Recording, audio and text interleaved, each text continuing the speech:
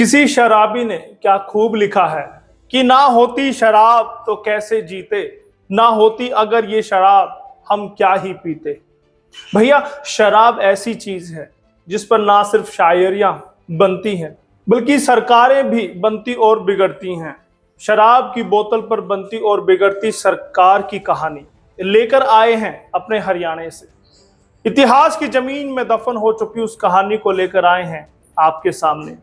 क्या थी शराब की वो दास्तान जिसने एक पल में सरकार को, बंसीलाल सरकार को धाराशायी कर दिया। फिर किसी ने मुड़कर शराब से पंगा ही नहीं लिया। बताएंगे आपको आज के इस एसएनए में। जुड़े रहिए शराब और सरकार की इस दास्तान में। नमस्कार, स्वागत है आपका एसएनए में। भारत आज का वो शो जो खबरों का विश्लेषण करता है। और खबरें कौन सी? खबरें वो होती हैं जो राजनीतिक घटनाक्रम होते हैं, जो भूतकाल में घटित हुए होते हैं और उनके बारे तफसील से हम आपको बताते हैं।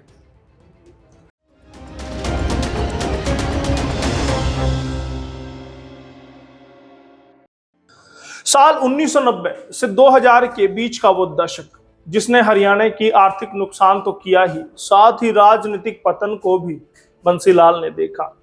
बंसीलाल की सरकार ने हरियाणा का भला सोचकर शराबबंदी को लागू किया था।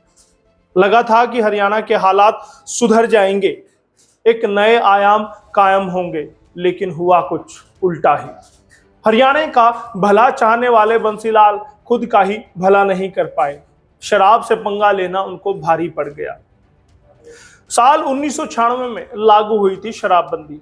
बंसीलाल सत्ता में आए, लेकिन उन्होंने सत्ता में आते ही महिलाओं से जो वादा किया था वो पूरा किया। हरियाणा से शराब को मिटा देंगे, ये वादा उनका नारा था। इस वादे से महिलाएं खुश हुई और वोट देकर बंसीलाल की सरकार को बना डाला था। बंसीलाल के नेतृत्व वाली हरियाणा विकास पार्टी यानी कि हवीपा का भाजपा से गठबंधन था। लिहाजा जुलाई 1996 में शराबबंदी लागू कर दी गई। लेकिन शराबबंदी ज्यादा लंबे समय तक नहीं चली और ठीक 21 महीने बाद ही हरियाणा को आर्थिक नुकसान तो हुए ही, साथ ही कानूनी व्यवस्था, राजनीतिक नुकसान भी झेलना पड़ा था। यानी 21 महीने से ज्यादा वो शराबबंदी नहीं चल पाई, लेकिन बंटाधार प्रदेश का उस शराबबंदी ने कर दिया था। लिहाजा अप्रैल 1998 में शराबबंदी को हटाने का फैसला खुद बंसीलाल की ही सरकार ने किया। यानी कि अपने ही फैसले से बंसीलाल को पलटना पड़ा था। वजह क्या थी वो भी बताऊंगा। ठीक से काम नहीं कर पाई थी शराबबंदी। बंसीलाल ने कुछ सोच समझकर ही हरियाणा में शराबबंदी को लागू किया था, लेकिन सोच से उलट हो गया था। शराबबंदी लागू होने के बाद से ही हरियाणा में शराब की तस्करी बेतहाशा बढ़ गई थी, उसमें बेतहाशा वृद्धि हुई थी। महज 21 महीने की छोटी सी ही अवधि में शराबबंदी कानूनों का बेतहाशा उल्लंघन हुआ। उसमें 90,000 से अधिक मामले दर्ज किए गए थे। सोचिएगा, 21 महीनों में 90,000 से ज्यादा मामले। बंसीलाल ने पड़ोसी राज्यों को ठहराया था दोषी। शराबबंदी के फैसले पर बंसीलाल की सरकार घिरने लगी थी, कानून व्यवस्था चरमराने लगी थी। कहीं कहीं पर तो पुलिस पर भी आरोप लगे कि वो तस्करी करा रही है या तस्करों से पैसे खा रही है। इसलिए दबे छिपे शराब बन भी रही थी, बिक भी रही थी। फिर बंसीलाल की सरकार ने पूरा दोष पड़ोसी राज्यों पर ही मढ़ दिया।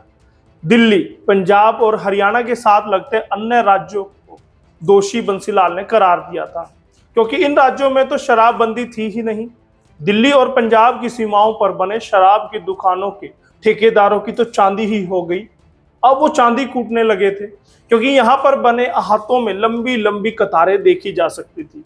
हरियाणा के बॉर्डर एरिया से लगते लोग उन दूसरे राज्यों के बॉर्डर पर जाकर शराब पीने लगे। इनका तो कारोबार मानो चल निकला था, लेकिन नुकसान किसे हो रहा था? हरियाणा को। टैक्स के रूप में मोटी रकम आती है। वो रकम कितनी आती थी उस जमाने में, वो भी बताऊंगा।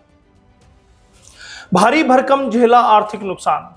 बंसीलाल ने तो सरकार के रहते ये सोचा भी ना होगा कि मामूली सी दिखने वाली शराब सरकार की चूल्हे हिलाने का काम कर सकती है, क्योंकि शराबबंदी हो जाने से हरियाणा को तकरीबन 1300 करोड़ का आर्थिक नुकसान हुआ था, और महज 21 महीने में। भले ही दिखने वाला छोटे से अंतराल ये हो 21 महीने का, जिसने बंसीलाल सरकार की सबसे बड़ी नाकामियों में शुमार इस शराबबंदी को कर दिया था। साथ ही राजनीतिक सूरज भी अस्त होता चला गया था बंसीलाल का। बिगड़ गया था हरियाणा के पर्यटन का ढांचा। हरियाणा की सांस्कृतिक विरासत हमेशा से सैलानियों को अपनी ओर आकर्षित करती रही है, लेकिन बंसीलाल के शराबबंदी के एक फैसले ने उस ढांचे को भी धड़ाम कर दिया था, क्योंकि पर्यटक तो अब उन पड़ोसी राज्यों में सबसे ज्यादा जा रहे थे जहां शराब पर रोक नहीं थी। हरियाणा का पर्यटन गिरा तो इसके साथ ही होटल और रेस्तरां मालिक यानी रेस्टोरेंट मालिकों को भी भारी नुकसान हुआ, क्योंकि पर्यटकों ने तो मुंह मोड़ लिया था, तो फिर कमाई होती भी तो कैसे। यानी कि सरकार का नहीं, लोगों का भी नुकसान शराबबंदी से हो रहा था। शराब से पंगा बंसीलाल को पड़ा भारी।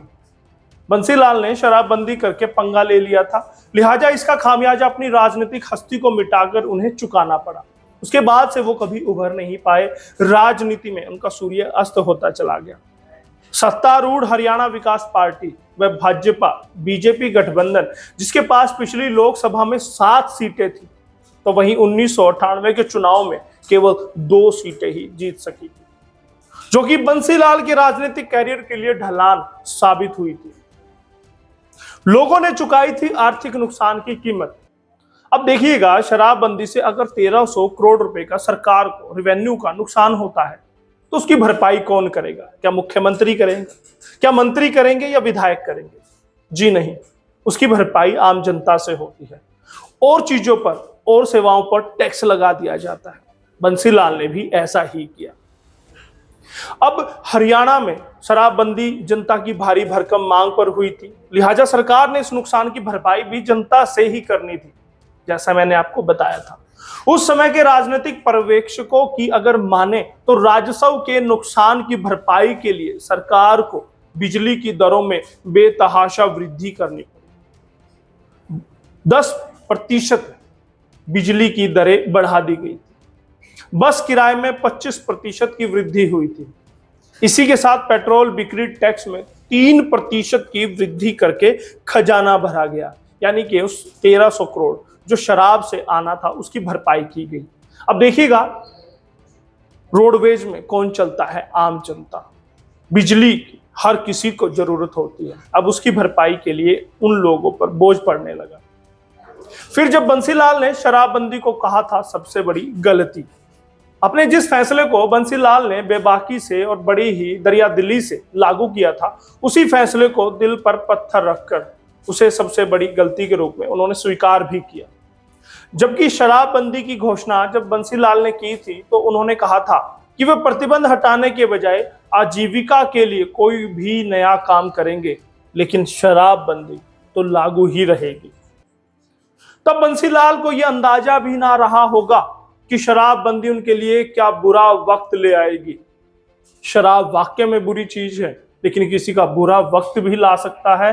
तो आप ये सैन्य जरूर देखिएगा, क्योंकि बंसीलाल का बुरा वक्त अगर कहें, इस शराब ने ही लाया था। बाद में आधिकारिक तौर पर शराबबंदी जारी रखने की अपनी गलती को स्वीकारा और अपने इस फैसले को वापस भी ले लिया था। टूटे और निराश मन से वापस लेना पड़ा था फैसला। बंसीलाल निराश थे, टूटे मन से शराबबंदी के फैसले को वापस लिया। तब उन्होंने ये भी कहा था कि जब लोग ही शराबबंदी नहीं चाहते हैं, तो फिर एक बड़े उत्पाद शुल्क का त्याग करना ही व्यर्थ है, यानी कि टैक्स का नुकसान करना बेकार है। उस समय भाजपा के गणेशी लाल, जिन्हें शराबबंदी मंत्री नामित किया गया था, यानी उन्हें शराबबंदी का मंत्री कहा जाता था, उन्होंने शराबबंदी पर बड़ी बात कही थी। उन्होंने कहा था कि शराबबंदी नीति सफल होने के लिए बहुत अच्छी थी, लेकिन उन्होंने इसकी विफलता के लिए माफी मांगी, यानी कि मुख्यमंत्री और मंत्रियों को सभी को माफी मांगनी पड़ी थी। शराबबंदी खत्म होने पर सुनाई दी थी तालियों की गूंज।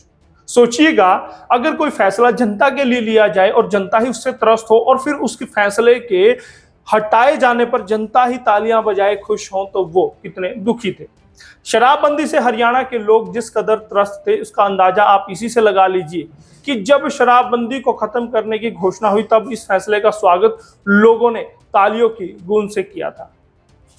जब गणेशी लाल ने घोषणा की थी तब अब से शराबबंदी खत्म हो रही है, वहां मौजूद लोगों ने तालियों की गड़गड़ाहट से पूरा हॉल गुंजा दिया था। ये गुड़गड़ाहट सबने सुनी थी। साल 2021 तक संभाली गई थी जब्त की गई शराब। सोचिएगा कि 1996-98 के बीच में जो शराबें जब्त की गई थी, पुलिस ने जो शराब जब्त की थी वो 2021 तक संभाल के रखी गई। क्या नीति सरकार की! और सिर्फ संभाल के नहीं रखी गई, वो सुरक्षा पहरे में रही थी। बंसीलाल सरकार के दौरान शराबबंदी में 1996 से 98 तक जो शराब जब्त की गई थी उसे साल 2021 तक सुरक्षा घेरे में संभाल कर रखा गया था। उसे रेड क्रॉस की इमारत के माल खाने में रखा गया था, जिसकी रखवाली के लिए जवान भी तैनात किए गए थे। तो वही साल 2021 में उस स्टॉक को नष्ट किया गया था, जिसमेम लगभग तकरीबन 2.35 लाख शराब के पाउच, यानी पाउच में शराब जो आती थी उसके पाउच थे, 70,871 शराब की बोतलें और 3,972 किलोग्राम लाहन जिससे शराब बनाई जाती है वो था। अब सोचिए कि अगर ये शराब ना होती तो खाने पीने की वस्तु होती तो इसे बांट दिया जाता, लेकिन शराब थी तो इसे बांटा नहीं गया। लेकिन इसको संभाला भी क्यों गया, ये भी बहुत बड़ा सवाल है। क्योंकि सरकारें बदलती गई, उसके बाद चौटाला की सरकार आई, उसके बाद 10 साल भूपेंद्र सिंह हुड्डा की सरकार आई, मनोहर लाल भाजपा की सरकार आई, लेकिन किसी ने जहमत नहीं उठाई उस शराब को नष्ट करके जगह को खाली किया जाए। सुरक्षा भी दी गई, किराया भी दिया गया। तो इस तरह से सरकारों के काम रहते हैं। आपकी क्या राय है शराबबंदी पर, बंसीलाल पर? कमेंट करके जरूर बताइएगा और धन्यवाद कीजिएगा पूनम दुबे का, जिसने इतिहास के पन्नों से ये खबर निकाल कर आपके लिए लाई थी। बहुत बहुत धन्यवाद। SNA के लिए यशपाल गंज।